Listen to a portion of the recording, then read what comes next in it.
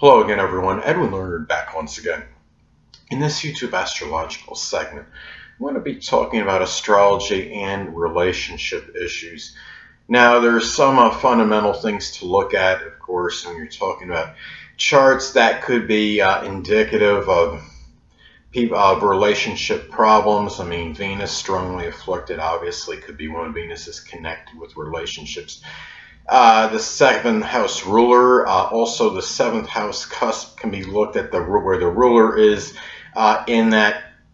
And I mean, those are some things you could look at. I mean, as far as Venus goes, so if it's like, I mean, many people may have an afflicted Venus because all it really takes is to have one bad aspect, or even if it's in its detriment or fall by sign.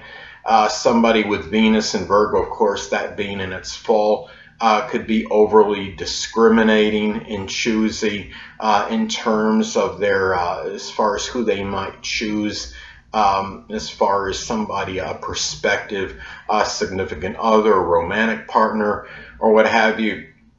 Somebody that has, I mean, Venus and Scorpio, of course, it's a detriment along with Venus and Aries, Venus and Scorpio can be somebody that could be, really as far as love goes, somebody that could be very jealous in love, overly obsessive, fixated. This could be something where, and of course, Scorpio energy could, of course, be very vindictive and vengeful. Now, in Venus and Aries is something where a person can be really rather impulsive and impetuous in matters of the heart. You're talking about the Venus, the feminine sign of sex, and being in a really aggressive Aries. It just doesn't always, it's just not a good placement for it. And if you have, as far as aspects go to Venus, for example, somebody has, let's say somebody has their Venus in Aries making an adverse aspect to their natal Neptune. It could be somebody that could be very delusional in matters of the heart, deceived and beguiled somewhat easily, and somebody that's also trying to choosing partners very impulsively, being that it's in Venus is in Aries, and not seeing all the fine details because, of course, you have an adverse aspect to Neptune, and a lot of times when people have adverse aspects to Neptune, it indicates glossing over the fine print, so to speak, and not always seeing people for who they, or things for who or what they are. So, and also looking at the seventh house cusp. If you look at even I would think even adverse aspects to the seventh house cusp can play a role as well. Somebody that has an adverse aspect coming from Uranus to their seventh house cusp could show somebody that might have very erratic and sporadic relationships, very unpredictable. If the ruler is important as well, as far as where the seventh house ruler may go. Let's say, like in my case, my chart is really a good example, sadly, of a chart that can really it's not indicative of very strong, sustained relationships. I have the ruler of my seventh house located in my third house, or one of the rulers of my seventh house located in my third house. I have Scorpio on my seventh house cusp, and of course that has two rulers, Mars and Pluto, and one of the rulers falls in the third house, and in that third house, of course, the third house in astrology, of course, corresponds with the zodiac sign Gemini. It could be very mercurial, changeable energy, and it could be a house that may unequivocally be the least stable of all the houses, given that it does correspond with Gemini. And I've had many intermittent type connections, so to speak, where my connections have been a lot of my relationships very sporadic and not always sustained. Also looking at the degree, the sign and degree on the seventh house cusp can be important as well. You could look at I know somebody that has a Capricorn 29 degrees on her seventh house cusp, and of course, as many of you may know, the 29th degree in astrology can be a degree of crisis and upheaval. This could be a person that may have a lot of, this person likely had a lot of ups and downs in her relationships, a lot of fluctuation, a lot of endings, sadly, at that 29th degree, and ones that caused a lot of, perhaps a lot of despondency, a lot of perhaps even depression.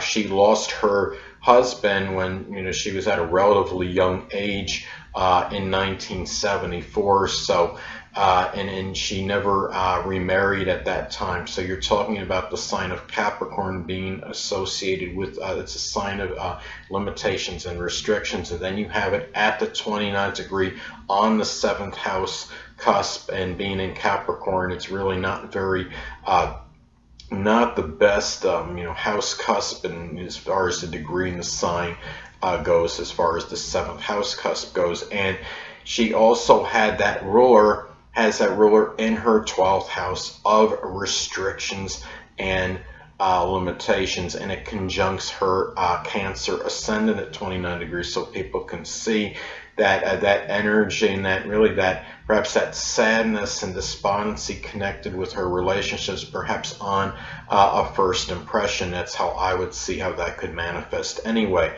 Now, also too, it's important to look at planets in the 7th house as well. I mean, malefics in the 7th house can also play an integral role in perhaps some kind of negativity in one's relationships. Somebody with Saturn in the 7th house, well, one way, I mean, on a positive end, that can manifest, of course, in somebody marrying an older partner, more mature partner. It could be someone in business or politics or in some Saturn type field, but it could also give restrictions and limitations, and a lot of that, of course, could be predicated and dependent on the aspects it makes to one's chart. I have the Saturn.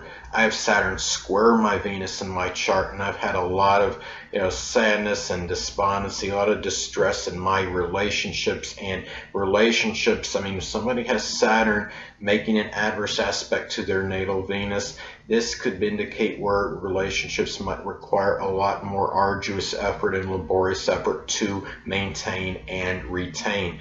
So, and also too, relationship problems, I mean, it doesn't always have to be something like with Venus involved, or the 7th house, or even the 5th house. I mean, there's other things in the chart that could indirectly impact that. Somebody that has a preponderance of planetary energy below the horizon in houses 1 through 6 could often be a very introverted, introspective person. And if it's a bull chart, especially, could be very self-contained and within oneself, confined to their own private interests, and might not really have many relationships. I have majority of my planets below the horizon, and the two that are above the horizon are Saturn in the 12th house and Neptune in the 7th. Saturn in the 12th house could be rather reclusive, very introverted and introspective, and may have difficulty allowing others to enter their lives. And then the Neptune in the 7th can indicate dissolving and dissipation in their relationships, and all, not necessarily being able to decipher the character composition of others, which could include a prospective significant other. Now, I also have, remember, Juno can be important too, because Juno can be connected with marriage. Sometimes it could be about what we're figuratively married to. I have Juno in my 12th house in my natal chart, and that might play a role for me not being married. I think that could actually be a very strong indicator of that. But, and I mean, even if somebody has like an Arabic part, like the part of marriage in their 12th house, or it's strongly afflicted, I think that could play a role in some kind of issues as far as marriage may go. So those are some things to look at, and also transits as well. If somebody, say, is having a transit Saturn making an adverse aspect to their natal Venus, for example, or even their 7th house cusp, that could indicate where relationships might be more of a chore and require more laborious effort to maintain. And it could even indicate some sorrow and sadness and despondency in connection with them. A person Another placement I think of, like say if you have something in the 12th house like Venus, like something that could be connected.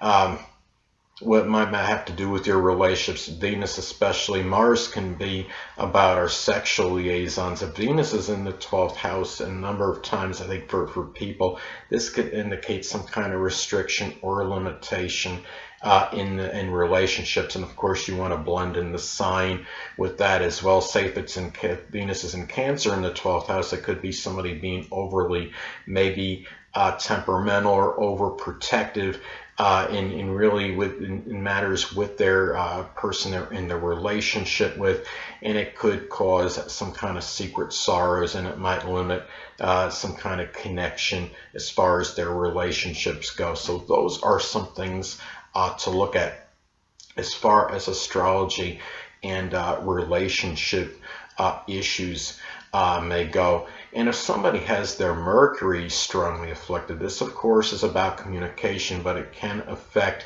and impact relationships, because if you're somebody, say, that has very little or say no air in the chart, or your Mercury is strongly afflicted, it could show where there can be some communication difficulties in matters of the heart as well.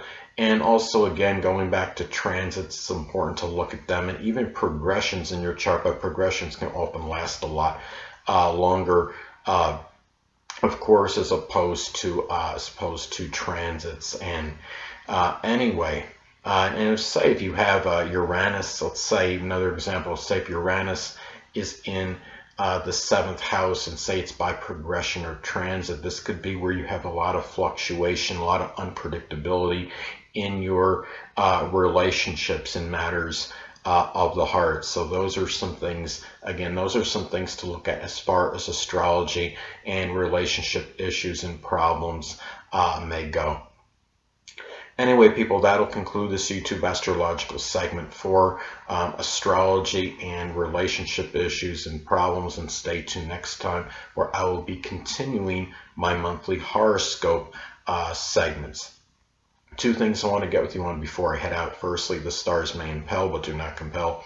And secondly, never isolate any single astrological element, aspect, planetary placement, position, configuration, influence, or what have you, and make an analysis of a person, astrologically speaking, based on this alone. Because astrologically speaking, the person is the sum of all their components in their natal chart, and not just one. Until next time, people, stay well.